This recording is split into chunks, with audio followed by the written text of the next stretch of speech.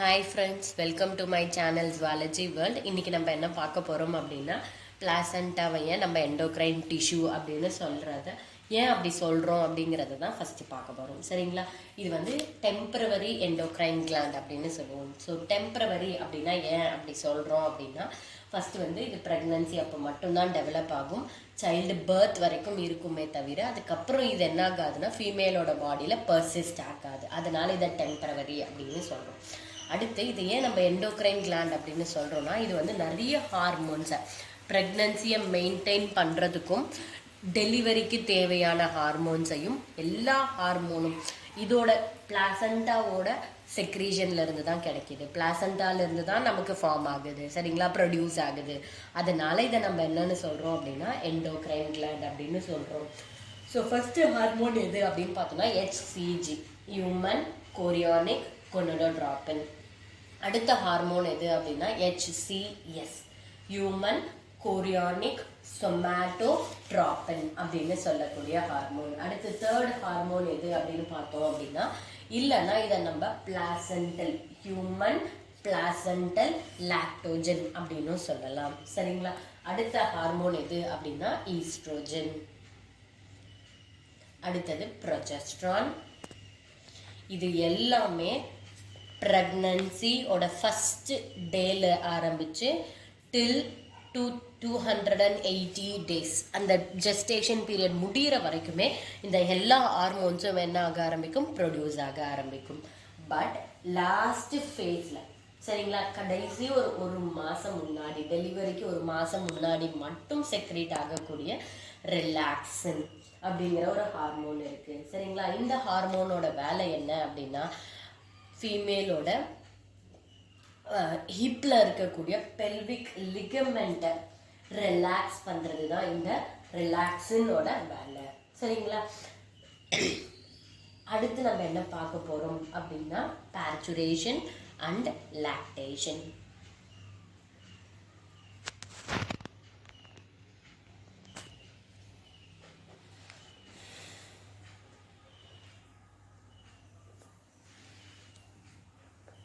So parturition அப்படின்னு எடுத்துக்கிட்டோம் அப்படின்னா கிவிங் பர்த்,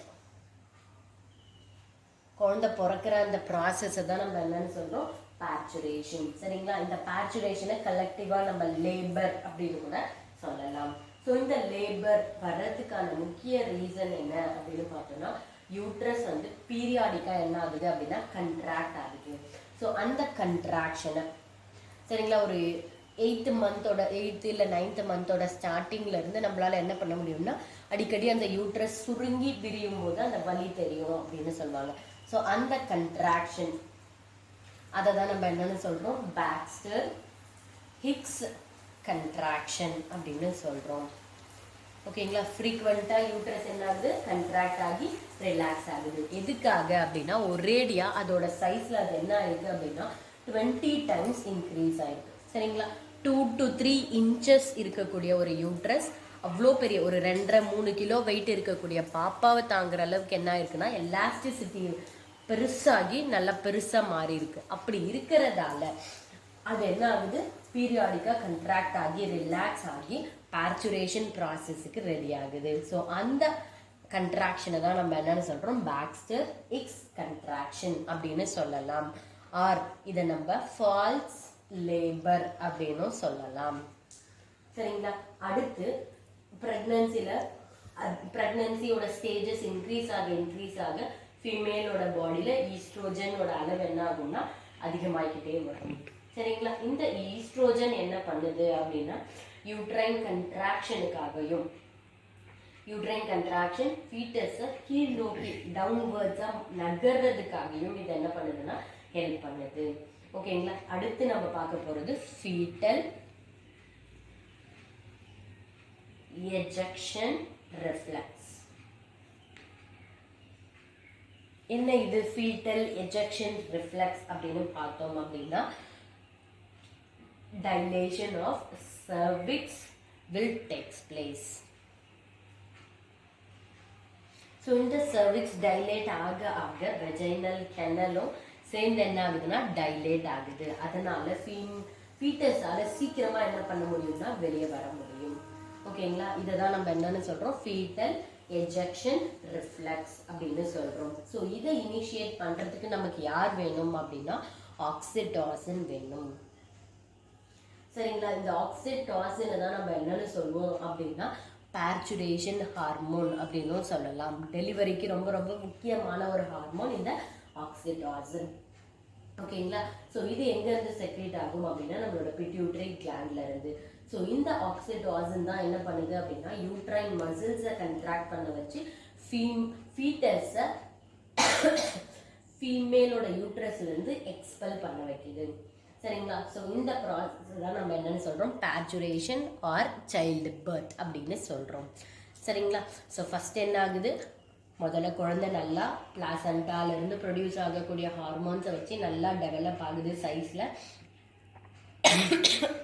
ஒரு 8th மந்த் இருக்கும்போதுலேருந்து ஃப்ரீக்வெண்ட்டாக யூட்ரஸ் என்ன ஆகுதுன்னா கண்ட்ராக்ட் ஆகி ரிலாக்ஸ் ஆகுது.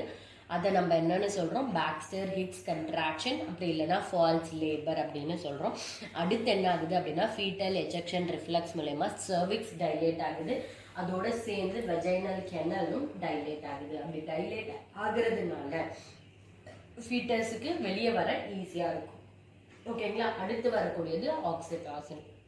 இந்த ஹார்மோனோட செக்ரீஷனால யூட்ரைன் மசில்ஸ் நல்லா கண்ட்ராக்ட் ஆகுது. அப்படி கண்ட்ராக்ட் ஆகுறதுனால ஃபீட்டஸ் ஃபீமேலோட பாடியை விட்டு வெளியே வருது. ஸோ இந்த ப்ராசஸை தான் நம்ம என்னன்னு சொல்கிறோம், பேச்சுரேஷன் அப்படின்னு சொல்கிறோம்.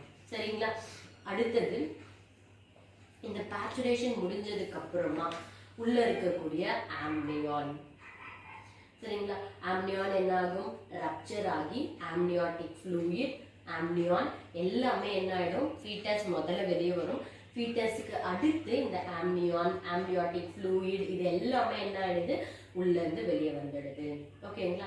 அம்பிளிக்கல் கார்டோட பிளாசண்டா என்ன ஆகுது, வெளியே வருது டெலிவரிக்கு அப்புறம். அதுக்கப்புறம் பார்க்கக்கூடிய ப்ராசஸ் தான் இது லாக்டேஷன். ஸோ என்ன இது லாக்டேஷன் அப்படின்னா, மெமாரி கிளாண்டில் ஃபீமேலோட பாடியில் இருக்கக்கூடிய மெமாரி கிளாண்ட் மில்க் ப்ரொடக்ஷனை பண்ணும். இதுக்காக மில்கை ப்ரொடியூஸ் பண்ணணும் அப்படின்னா குழந்தைக்கு கொடுக்கறதுக்காக. ஸோ இந்த தான் நம்ம என்னன்னு சொல்கிறோம், லாக்டேஷன். சரிங்களா. இது எதனால நடக்குது அப்படின்னு பார்த்தோம் அப்படின்னா, இந்த லாக்டேஷனுக்கு முக்கியமான hormone is human placental Lactogen. சரிங்களா. இது வந்து ஹைப்போதலாமஸ்ல இருந்து செக்ரீட் ஆகக்கூடிய ஒரு ப்ரொலாக்டின் ஹார்மோன். ஓகேங்களா. இந்த ப்ரொலாக்டின் ரொம்ப ரொம்ப முக்கியம் லாக்டோஜெனிசிஸ்க்கு. சரிங்களா. த்ரூ அவுட் ஒரு 6 to 1 year வரைக்கும் அந்த குழந்தைக்கு ஃபீட் பண்ண நமக்கு என்ன வேணும், லாக்டேஷனுக்கு ப்ரொலாக்டின் அப்படின்னு சொல்லக்கூடிய இந்த ஹார்மோன் ரொம்ப ரொம்ப முக்கியம். சரிங்களா. அடுத்து நம்ம பார்க்க போகிறது ஆக்சிடாசின். என்ன இது திரும்ப ஆக்சிடாசின் அப்படின்னு பார்த்தோம்னா, இந்த ஆக்சிடாசினோட இன்னொரு பேர் என்ன அப்படின்னா, இது எதுக்கு ஹெல்ப் பண்ணும் அப்படின்னா டெலிவரிக்கு. அதனால இதை நம்ம என்னென்ன சொல்கிறோம்னா லெட் டவுன் ரிஃப்ளெக்ஸ் அப்படின்னு சொல்கிறோம். சரிங்களா. இது 2 முக்கியமான வேலையை செய்யுது. ஒன்று, யூட்ரஸை ஓட சைஸை ரீகெயின் பண்ணுறதுக்கு. எப்படி குழந்தை ஃபார்ம் ஆகிறதுக்கு முன்னாடி யூட்ரஸோட சைஸ் இருந்ததோ அதே மாதிரி குழந்தை பிறந்ததுக்கப்புறம் யூட்ரஸோட சைஸ் சின்னதாகிறதுக்கு நமக்கு என்ன வேணும்னா ஆக்சிடாசின் வேணும். சரிங்களா. அடுத்து செகண்ட் ஒன் முக்கியமான வேலை என்ன அப்படின்னு பார்த்தோம்னா, இதுதான் என்ன பண்ணுதுன்னா மில்கை எஜெக்ட் பண்ணுது. மில்க் எஜெக்ஷனுக்கும் நமக்கு என்ன வேணும் அப்படின்னா ஆக்சிடாசின் வேணும். சரிங்களா.